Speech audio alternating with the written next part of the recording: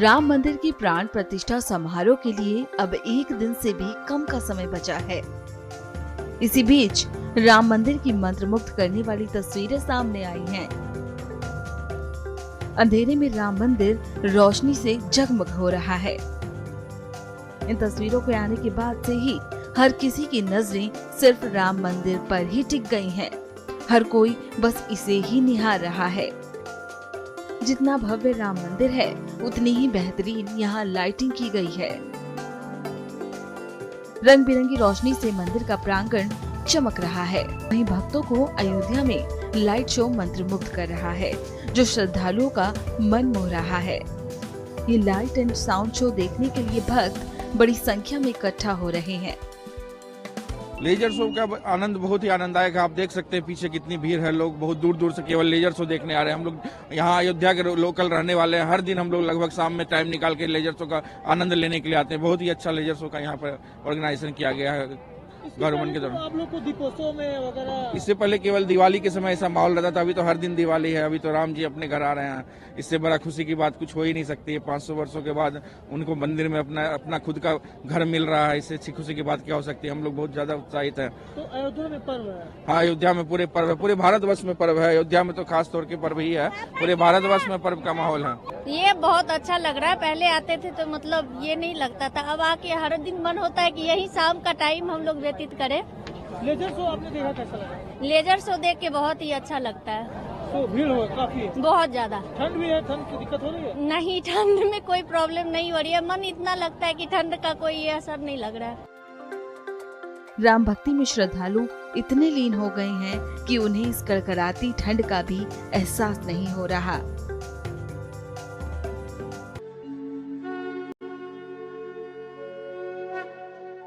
राम मंदिर प्राण प्रतिष्ठा समारोह को लेकर अयोध्या पूरी तरह से राममय हो गई है। भगवान श्री राम की नगरी अयोध्या के साथ साथ देश दुनिया में प्राण प्रतिष्ठा को लेकर लोगों में काफी उत्साह का माहौल है। तो वही श्री राम और माता सीता के लिए देश दुनिया के विभिन्न क्षेत्रों से उपहार आने का सिलसिला जारी है। दरअसल भगवान राम के ससुराल सीतामढ़ी से अयोध्या बाहर पहुंची है। मिथिला की परंपरा के तहत 13 जनवरी को मां जानकी के घर से 7 ट्रकों के साथ अयोध्या के लिए 500 लोगों की टोली शिवहर, चकिया, मधुबन, गोपालगंज होते हुए अयोध्या पहुंची, जिसमें श्री राम के लिए माता सीता की जन्मभूमि से जेवरात, चांदी के बर्तन, रजाई, तोशक, चादर और तकिया इत्यादि शामिल है, जिसे श्री राम जन्मभूमि तीर्थ क्षेत्र के मतलब भेंट कन्या पक्ष वर पक्ष को कन्या के साथ सामान देता है। घर चलाने में मेरी बेटी को परेशानियां ना हो, तो जिसकी जैसी क्षमता है वैसा देता है।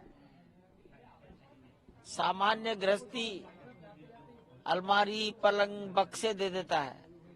अब ये तो जनकपुर है। ठंडा का मौसम है, रजाई उजाई सब है।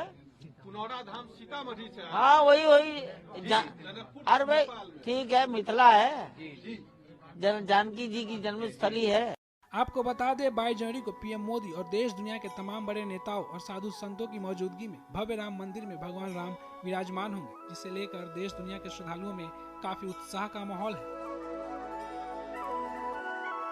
कार्यक्रम है, उसमें उसकी व्यवस्थाओं को लेकर के ही मैंने मुलाकात की थी, क्योंकि हमारे ऊपर भी प्रेशर है। उस दिन बहुत सारे जहाज, बहुत सारे जो चार्टर्ड प्लेन्स हैं वो आने वाले हैं, उसको लेकर के ही बस मुलाकात थी, समीक्षा बैठक। क्योंकि हम देख रहे हैं कि वीआईपी का भी आना लगातार रहेगा। और अगर हम यात्रियों की भी बात करें तो 22 जनवरी या उसके बाद के भी हम देखें तो अभी शायद जो मेरी जानकारी में 2 ही उड़ानें अभी शायद हुई हैं। तो फ्यूचर के लिए और इस पूरे कार्यक्रम को लेकर किस तरह से देख रहे हैं कि यात्रियों की जो व्यवस्था है या और उड़ानों को हम उम्मीद कर सकते हैं आने वाले वक्त में? बिल्कुल, आने वाले वक्त में बहुत सारी उड़ानें होंगी और उम्मीद है कि अहमदाबाद से और आकाशा एयर ने भी हमसे संपर्क किया है और इस दौरान जो प्राण प्रतिष्ठा का कार्यक्रम इस दौरान यहाँ आएंगे और उनकी व्यवस्थाओं के लिए ही आज बैठक की थी। क्योंकि एक अंतर्राष्ट्रीय दर्जा भी मिल चुका है, तो उसको लेकर भी आप थोड़ा सा बता दीजिए। और आने वाले अंतर्राष्ट्रीय दर्जा हमारे एयरपोर्ट को मिला हुआ है ऑलरेडी, और इसके लिए आगे आने वाले, क्योंकि अब देश विदेश से यात्री आने हैं, प्रभु श्री राम की नगरी है, तो उसको लेकर के सारी व्यवस्थाएं हमें करनी है। तो इसी संदर्भ में मैंने बस सर, आज कनेक्टिविटी को लेकर भी बात हुई होगी, एयरपोर्ट से लेकर अगर हम रेलवे स्टेशन या दूसरे जगहों की बात करें तो उसको लेकर भी क्या कुछ आपने अपनी तरफ से कुछ चीजें रखी होंगी या बताइए। बस एक्चुअली हमारे लिए भी बहुत चुनौतीपूर्ण कार्य है, क्योंकि मैंने आपको बताया कि लगभग 100 उड़ानें उस दौरान संभावित हैं, तो उनकी सारी व्यवस्थाओं को लेकर हमारे लिए बहुत बड़ी चुनौती है ये भी।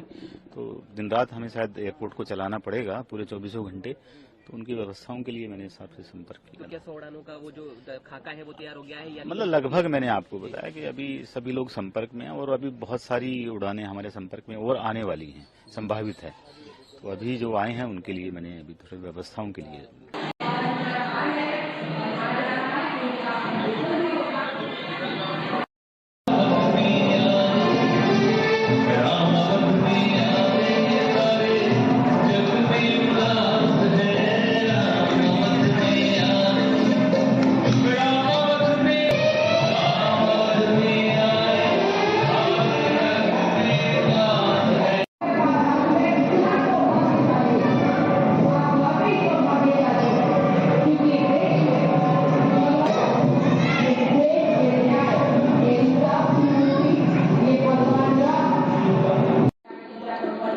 आज भगवान राम का प्राण प्रतिष्ठा है अयोध्या में, लेकर पूरे देश में उत्साह है। ऐसे में मैं अभी सासाराम शिव घाट मंदिर में हूँ, जहाँ पर लोग सीधा प्रसारण देख रहे हैं भगवान राम का प्राण जो प्रतिष्ठा हो रहा है अयोध्या में। अभी पूरा जो शिव घाट मंदिर में हमारे साथ सासाराम के पूर्व भाजपा विधायक जवाहर प्रसाद है, तमाम राम भक्त भी मौजूद है। हम दिखा सकते हैं कि सीधे एकदम आप लोग यहाँ पर शिव घाट मंदिर में हैं, लोग भगवान राम का जो प्राण प्रतिष्ठा हो रहा है वो टीवी पर सीधा प्रसारण लोग देख रहे हैं। काफ़ी उत्साहित भी है लोग यहाँ पर। हम बात करेंगे सासाराम के पूर्व विधायक भाजपा के जवाहर प्रसाद जी, कितना आप उत्साहित है भगवान राम का प्राण प्रतिष्ठा हो रहा है? जैसे आज प्राण प्रतिष्ठा मर्यादा पुरुषोत्तम श्री राम का अयोध्या जी में हो गया, इसके लिए पूरे भारत क्या पूरे विश्व राम मगन में है। मैं इस शुभ अवसर पर सारे लोग को मंगल कामना शुभ जय जय श्री राम, जय श्री राम, राजा रामचंद्र की जय, अयोध्या नगरी की जय। मानो कि पूरा अयोध्या सासाराम में ही आ चुका, काफी उत्साहित है लोग। आपको देख सकते हैं तमाम जो राम भक्त है काफी संख्या में पूरा भगवान राम का जयकारा हो रहा है। दिखा सकते हैं काफी संख्या में महिला श्रद्धालु, पुरुष श्रद्धालु, सभी राम भक्त जो हैं यहाँ पर देख सकते हैं। काफी संख्या में लोग सीधा प्रसारण भगवान राम का जो अयोध्या में प्राण प्रतिष्ठा हो रहा है उसको लेकर काफी उत्साहित भी है।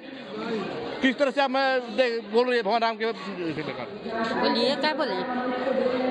आज भगवान राम का प्राण प्रतिष्ठा क्या कहना चाहेंगी बताइए? प्रणाम करते रहे। कोई बात तो आप देख सकते हैं कि सीधा प्रसारण लोग देख रहे हैं, काफी उत्साहित भी लोग हैं।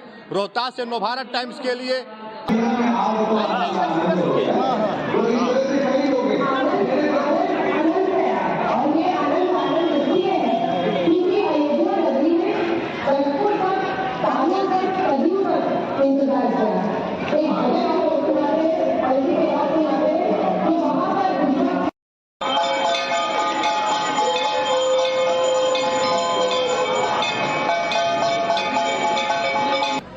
कि हम भगवान श्री राम की जन्मभूमि का मंदिर पूरा होते हुए अपनी इन आंखों से देख रहे हैं। कितनी आंखें थीं जो बंद हो गई ये सपना देखने के लिए। कितने ही संघर्ष, सदियों का संघर्ष, सदियों की लड़ाई, मुकदमाबाजी, अदालत, तारीख पे तारीख, तारीख पे तारीख, तारीख पे तारीख। लेकिन आज वो दिन आया है कि 22 जनवरी को मुझे ऐसा लगता है कि भगवान श्री राम के अवतरण की तिथि है रामनवमी। रामनवमी को भगवान श्री राम का अवतरण हुआ था और ये जो 22 जनवरी है ना, ये भारत में राम राज्य की पुनर्स्थापना की तिथि है। आपसे एक बहुत ही महत्वपूर्ण प्रश्न है, क्योंकि आप खुद आचार्य हैं। सवाल उठाया जा रहा है कांग्रेस के वरिष्ठ नेता दिग्विजय सिंह जी के द्वारा कि राम मंदिर का निर्माण पूर्ण नहीं हुआ है और धर्म के आधार पर ये बिल्कुल भी गलत है कि प्रभु राम की प्राण प्रतिष्ठा हो। ये धर्म विहीन है। कैसे, क्या कहेंगे आप? क्या वाकई में ये धर्म विहीन है? देखिए, पहली बात तो नेताओं को धर्म की व्याख्या करने से बचना चाहिए। भारत का नहीं, पूरे विश्व का करोड़ों साधु, संत, ऋषि, मुनि, महात्मा, तपस्वी तमाम ज्योतिषाचार्य हैं, ये सब एक तरफ और भगवान राम एक तरफ। हम राम से हैं, राम हमसे नहीं है। ये जो ब्रह्मांड है ये पूरा राम संचालित करते हैं। हमारे शास्त्रों में एक सूत्र है, शुभस्य शीघ्रम। जो शुभ काम है उसको जल्दी करो, जो शुभ काम है उसमें रोड़े मत अटकाओ। भगवान राम का मंदिर बन के तैयार हुआ है, इसका स्वागत करो। ये भारत का उत्सव है, ये भारत का गौरव है, ये हमारे सनातन का उत्सव है। इसमें विघ्न डालना छोड़ो और मैं तमाम राजनीतिक लोगों से अपील करना चाहता हूं कि इस निमंत्रण को स्वीकार करो।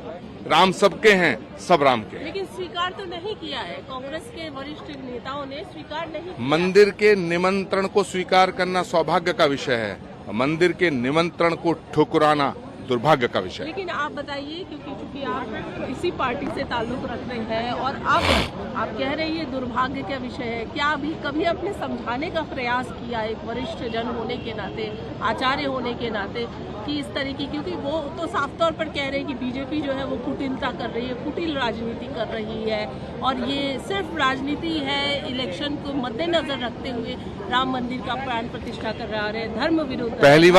पहली बात, राम किसी एक पार्टी के नहीं है, राम किसी एक राज्य के नहीं है, राम किसी एक वर्ग के नहीं है, राम किसी एक जाति के नहीं है, राम किसी एक धर्म के नहीं है। अखिल कोट ब्रह्मांड नायक राम, जगत नियंता राम, पार ब्रह्म पर कोई लेकिन बट किंतु परंतु करना व्यर्थ है, पहली बात। दूसरी बात, मैं सबसे हाथ जोड़ के अपील करता हूं, राम को किसी एक पार्टी तक सीमित मत करो। राम को अगर आप एक पार्टी का मानोगे तो फिर अयोध्या को भी एक पार्टी को सौंपना पड़ेगा। फिर इस सनातन का क्या करोगे, फिर इस भारत का क्या करोगे? क्योंकि राम के और सनातन के बिना भारत की कल्पना नहीं की जा सकती है। मैं फिर कहना चाहता हूं कि जो राजनीतिक लोग, जो नेता, जो पॉलिटिकल पार्टियां भगवान राम के निमंत्रण को अस्वीकार कर रही हैं, ये गलत कर रहे हैं, पुनर्विचार करना चाहिए। एक और सवाल ये कहा गया कि प्रभु श्री राम का मंदिर बनेगा तो क्या रोजगार मिलेगा, क्या डेवलपमेंट होगा, इस तरीके की जो बयान निकलकर सामने आ रहे हैं राजनीतिक गलियारों से, इसको लेकर क्या कहेंगे? क्या वाकई में प्रभु के श्री राम के मंदिर से डेवलपमेंट नहीं हो रहा है, विकास नहीं हो रहा है? बहुत लोगों ने सवाल उठाया कि क्या मंदिर से रोजगार मिलेगा, मंदिर से डेवलपमेंट? मैं अयोध्या की रज को माथे पे लगा करके ये कहना चाहता हूँ कि अयोध्या का विकास पूरे विश्व में अद्वितीय विकास हो रहा है। और सुनिए, लाखों करोड़ों लोगों के रोजगार के साधन मुहैया कराए जाएंगे, इसमें कोई शक शुबा नहीं है। लेकिन प्रश्न रोजगार का नहीं है, प्रश्न नौकरी का नहीं है। हम तो वो लोग हैं जो उपवास करके राम भजन करते हैं। राम हमारी आस्था के आधार हैं, इसलिए राम को रोजगार से जोड़ना उचित नहीं होगा। राम आस्था का प्रश्न है। आप अपनी पार्टी को क्या संदेश देना चाहेंगे, कांग्रेस को क्या कहना चाहेंगे, क्योंकि कांग्रेस से ही ज्यादा सवाल उठ रहे हैं? कांग्रेस पार्टी में बोलने की आजादी है, आंतरिक लोकतंत्र है। जो लोग राम के निमंत्रण को ठुकरा रहे हैं उनका अपना मत है। मैं राम के निमंत्रण को स्वीकार करना अपना सौभाग्य समझता हूं। मैं सभी लोगों से कहना चाहता हूं कि भगवान राम के दर्शन करने का अधिकार सबको है, सबको आना चाहिए। आचार्य जी, आपको तो 22 तारीख आ गए हैं रामलला के दर्शन करने, मुख्य प्रयोजन क्या रहा, क्या मांगा आज? देखिए, भगवान राम का दर्शन जब भी किया जाए उसका कोई प्रयोजन नहीं होता, लेकिन हाँ, आज एक विशेष प्रयोजन भी है। आज कांग्रेस की महासचिव आदरणीय प्रियंका गांधी का जन्मदिन है।